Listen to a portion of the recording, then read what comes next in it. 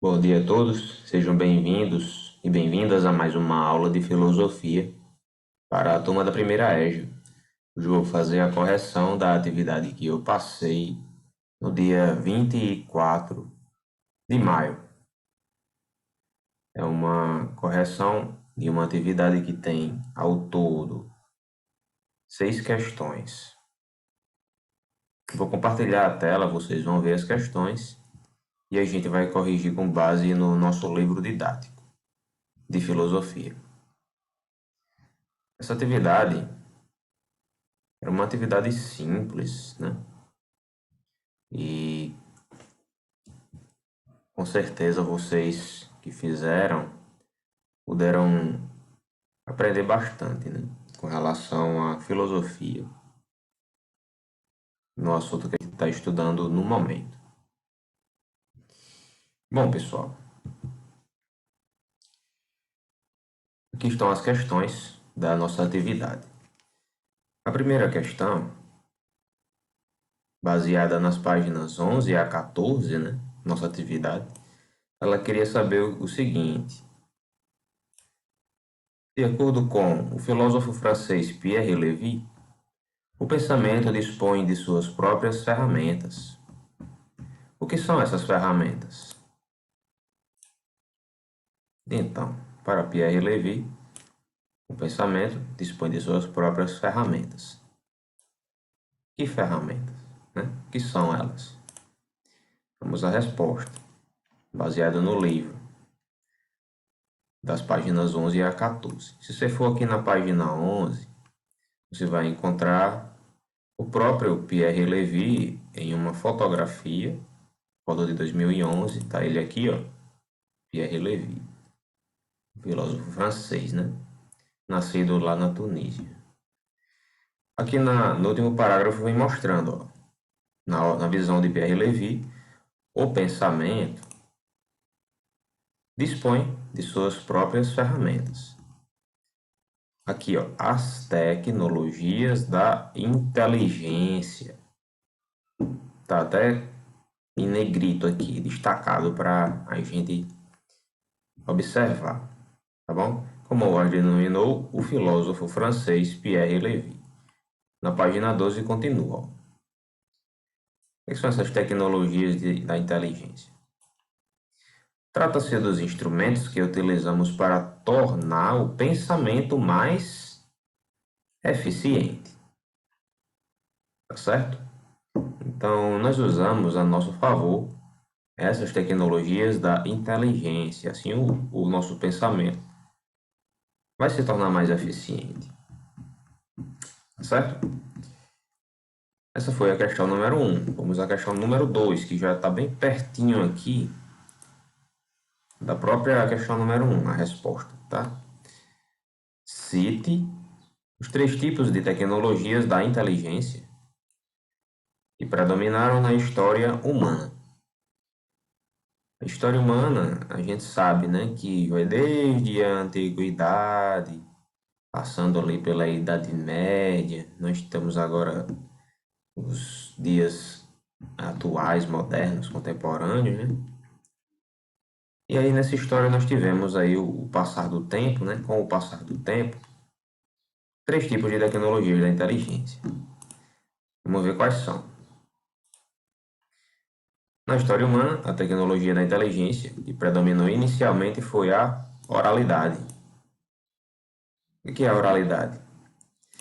Comunicação por meio da palavra falada. Olha aí. Então, com certeza vocês já devem ter ouvido falar nisso, né?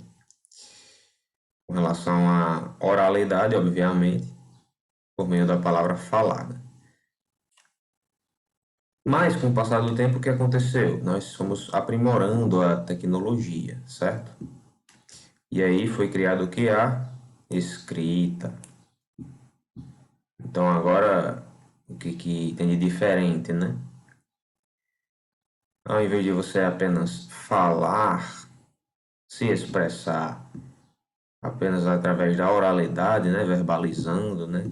As suas ideias e assim por diante, agora você tinha outra forma de expressão, que é a escrita. Então você poderia tornar o seu pensamento, né, mais compartilhado com outras pessoas, não só falando, né, pela oralidade, mas também através da escrita, tá bom? Teria um desdobramento importante com a invenção da imprensa. Então, a imprensa, inicialmente, né, nós, antes de termos o rádio, a televisão, a internet, ela se dava de uma forma escrita, predominantemente, né, os jornais escritos, né, as pessoas todos os dias viam os jornais escritos, tinham ali em mãos, né, todas as notícias, né, e a escrita realmente foi muito importante dentro da história humana para a expressão de ideias, né, expressão de filosofias, inclusive. E, mais recentemente, nós tivemos o que? A informática.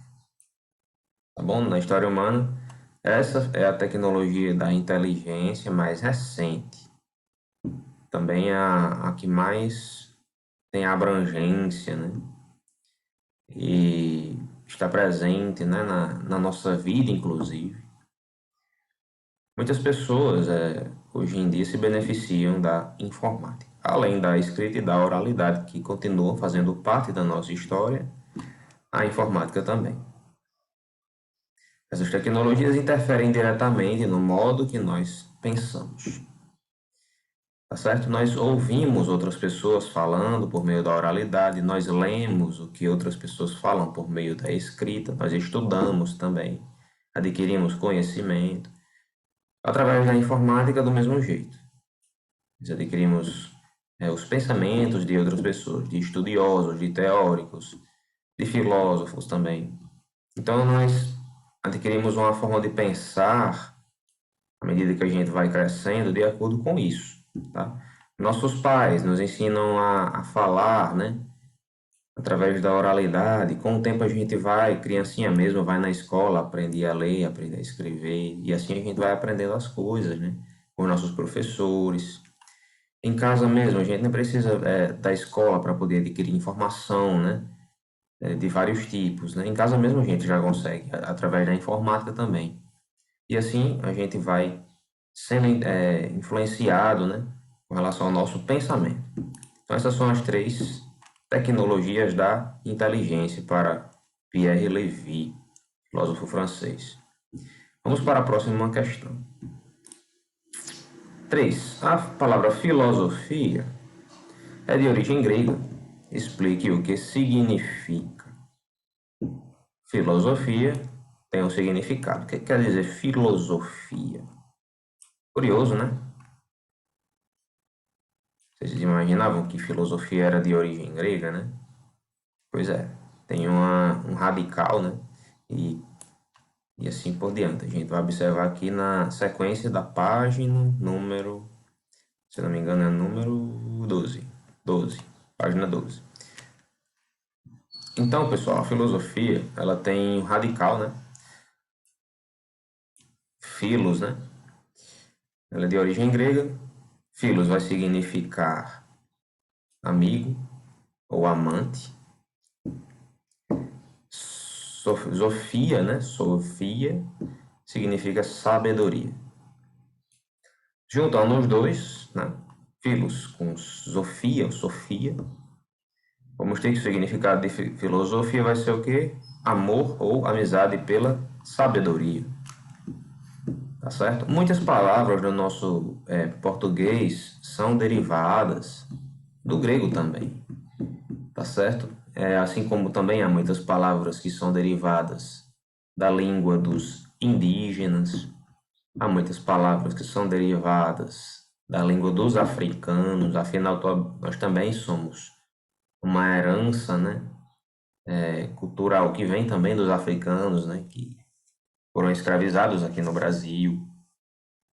Então a gente tem uma língua que tem várias origens. Nosso português brasileiro tem palavras que vêm de várias e várias origens diferentes. E o grego é uma delas. Tá bom? Por exemplo, democracia. Democracia também é de uma é uma palavra de origem grega, né? Demos, né? Que vem da palavra povo, cracia, que designa governo. Então, democracia é o governo do povo. Vai ter muitas palavras que vão ser trazidas da origem grega, né? Com uma junção de duas ou mais palavras aí com significados, né? E que dão uma ideia quando são somadas, né? Quando são unidas. Então, filosofia, amor ou amizade pela sabedoria. Esse é o significado trazido aí da própria tradução da palavra filosofia, do grego para o nosso português. 4. O filósofo contemporâneo Michel Foucault procurou mostrar que há duas formas de compreender a filosofia. Quais são elas? Então, a gente já falou aqui de Pierre Levy. Agora vamos para as ideias de Foucault, Michel Foucault. Quais são as duas formas de compreender a filosofia para Foucault? Continuando aqui na mesma página, um pouco mais abaixo, a gente vai ter duas perspectivas da filosofia. O filósofo contemporâneo Michel Foucault procurou mostrar que há duas formas de compreender a filosofia. Primeira, como a busca da sabedoria, entendendo o conhecimento como algo que vem de fora. Então, a busca pela sabedoria seria algo externo, né? Algo que não faz parte da gente, né? A gente está indo atrás desse conhecimento. E outra forma de compreender a filosofia é como um trabalho de cada um sobre si mesmo, um modo de construir a própria vida. Então aqui seria algo interno, né? Nós tentando compreender o nosso ser, né? A própria natureza humana. Tá bom?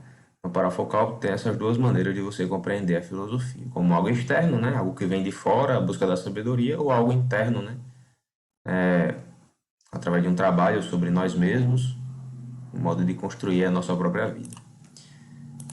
Questão número 5. Na busca do conhecimento, a filosofia elabora conceitos. Os conceitos estão acabados? Aí você vai dizer sim ou não. Depois você vai justificar. Por quê? Porque sim ou por que não? E aí, a filosofia tem conceitos que já estão acabados? Será que sim ou será que não? Passando aqui para a próxima página, que é a página. A próxima página é a página número 13.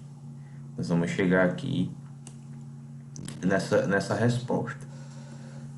Tá bom? Nós chegamos aqui na página 13 e nós vamos observar aqui. Na busca do conhecimento, a filosofia elabora conceitos. Para começar a compreender o que são conceitos, pense no que significa a ideia de justiça. Nós temos algumas palavras aqui, algumas frases, né, com algumas perguntas que nos ajudam a refletir sobre o que tem a ver com relação à justiça. Tá certo? E aqui embaixo nós vamos observar se o conceito está ou não finalizado, né? O conceito ele pode ser alterado? Pode ou não pode? Será que ele já está finalizado, de modo geral? Ou será que ele pode ser alterado? Não, pessoal, ele não está finalizado. Os conceitos não estão prontos e acabados. Então, nós temos a resposta já da primeira parte da questão. Tá certo? Os conceitos não estão acabados. Mas por que não? Por que eles estão? Porque, na verdade, eles estão sempre sendo criados e recriados, dependendo dos problemas enfrentados a cada momento. Tá certo? Então, na história humana, se a gente parar para pensar, nós tivemos muitas mudanças aí com relação a vários tipos de conceitos. Tá certo? Por exemplo, há algum tempo atrás, muitas pessoas tinham um conceito errado de que alguns alimentos, se misturados, eles seriam muito prejudiciais à saúde. Por exemplo, dizem que limão, aliás, mamão, não, na verdade é manga, né? Manga com leite à noite é mesmo que ser veneno, né? Muitas pessoas tinham esse conceito. Eu, quando era criança, também adquiri esse conhecimento. É um conhecimento bem popular, inclusive. Ainda tem muitas pessoas que acreditam nisso. Mas, na verdade, esse conceito, pessoal, foi criado lá na época da escravidão, né? Onde os amos, né? Que tinham seus escravos, né? Lá na casa deles, eles criavam essas lendas aí para impedir que os escravos, né? Se apropriassem de alguns alimentos ali que eles não queriam que eles tivessem acesso. E aí criavam algumas misturas que seriam fatais, né, para a vida, para botar medo, né? E aí esse pensamento foi sendo reproduzido, foi sendo multiplicado até que muitas pessoas adquiriram isso e tem medo, né? Até hoje, dessas coisas. Então, com o tempo foi estudado e eu percebi que na verdade era só uma espécie de conhecimento que não tem fundamento, tá certo? Tem muitos conceitos que são criados e são derrubados, né, com base na ciência, né, e nos estudos. Outra coisa, até algum tempo atrás seria impossível para o ser humano voar, seria impossível ir ao espaço, eram conceitos que estavam estabelecidos, né? Só que aí o ser humano foi criando tecnologias, criando novos conceitos, estudando, né, através de conhecimentos apropriados aí de como funciona, né, o peso de aeronaves, como funciona a propulsão, como funciona a resistência do ar, como funciona a atmosfera, como funciona a gravidade, e aí a tecnologia foi possibilitando novos conceitos, e aí nós hoje temos aí a aviação, né, a aeronáutica, temos a exploração espacial graças ao desafio, né, que foi aceito e novos conceitos foram surgindo. Hoje é possível você ir ao espaço. Não é mais impossível. Hoje você consegue viajar de avião sem problema nenhum. É muito fácil. Tá certo? Não é muito longe da nossa realidade, não. E assim, esses conceitos foram sendo criados de acordo com os problemas que nós enfrentamos a cada momento. Hoje parece ser impossível você ir até Marte, né? É muito difícil. Será que é impossível? Já temos aí pessoas que estão estudando e dizendo que chegaremos em Marte, né? Em breve. Vamos para a próxima questão. 6. Os filósofos dedicam-se à filosofia de modo intenso. O que fazem dessa atividade? O que os filósofos fazem com relação à filosofia? Bom, cada filósofo cria seus próprios conceitos ou recria conceitos de outros filósofos. Isso daqui é bastante interessante. Por quê? Porque no passado, os filósofos eles tinham mais facilidade de criar conceitos, né? Porque existiam menos, né? Do que os que nós temos atualmente. Menos teorias, né? À medida que vai passando o tempo, né? Mais filósofos vão aparecendo e se apropriando dos conceitos dos que vieram primeiro, né? Alterando-os, recriando-os também. E assim nós vamos tendo essa passagem de bastão, né? Alguns concordam com o pensamento de outros filósofos, outros discordam. E ao criticar ou recriar os conceitos, ou ao criar ou recriar os conceitos, o filósofo está também agindo sobre si mesmo, criando a si mesmo, construindo sua vida. Tá certo? Então, você se apropriar do conhecimento de outro filósofo e recriar um conceito, na filosofia é aceitável, certo? não há problema. Afinal de contas, a ciência está em constante evolução, né? E há espaço para diversos tipos de pensamentos diferentes. Não é necessário acreditar que um pensamento é o único que é o aceitável ou que aquele pensamento é o único verdadeiro. Não, você pode se apropriar daquele pensamento em parte e discordar de outra parte. E aí você cria o seu próprio pensamento. Tá bom? Os filósofos eles fazem isso, inclusive. Tá bom? Assim como disse o pensador, né? Gilles Deleuze, ele disse: a filosofia é a arte de formar, de inventar, de fabricar conceitos. Certo? Então é isso que os filósofos eles fazem, é isso que nós podemos fazer também. Muito bem, essa foi a atividade que nós passamos para vocês. Esse é o link do livro que eu estou usando, inclusive, para fazer essa correção, tá? Se vocês quiserem aproveitar para ler na internet, sem precisar ter o livro físico em mão, vocês podem usar esse mesmo site que eu usei aqui. Está no próprio arquivo da atividade. É um PDF, tá? O bom do PDF é que você pode ter ele até no celular, né? Fica bem mais fácil de você levar ele para onde você quiser e ter acesso aonde você estiver. Ok? Espero que tenha dado para ficar claro o assunto. É bem interessante, né? Esse assunto sobre pensar e transformar o mundo, né? Com relação à parte de pensamento conceitual, né? Perspectivas da filosofia. Na próxima aula a gente vai continuar falando sobre a filosofia e as suas origens gregas, da página 14 em diante. Tá bom? Até a próxima. Tenha um bom dia. Tchau.